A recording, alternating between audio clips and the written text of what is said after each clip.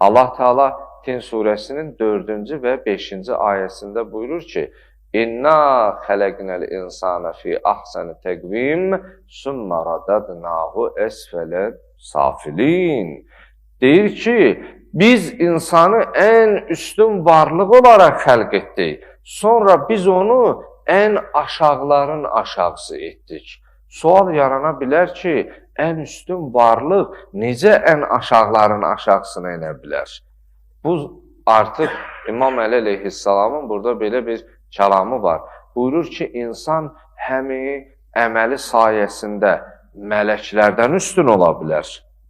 Nəfsinə qurban olaraq, uyaraq, heyvandan da aşağı ola bilər. Bu əslində insanı kiçiltmək, rəzil duruma düşürtmək deyil. Yəni, insanın əql və nəfsi ilə mübarizədə hansının qalib, hansının məğlub olma nəticəsində insanın təyin etdiyi, özünün seçim etdiyi məqamdır.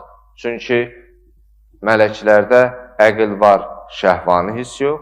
Heyvanatda şəhvani hisslər var, əql yox.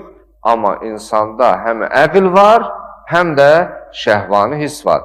İmam Əli əleyhissalam buyurur, əgər əql şəhvani hissləri, nəfsani hissləri üstələmiş olsa, bu insan mələkdən ona görə üstündür ki, mələki pisliyə çəkəcək o qüvvə yoxdur. Amma insanda varkən, insan onu aşaraq əqli seçim etmiş. Ona görə mələkdən üstündür.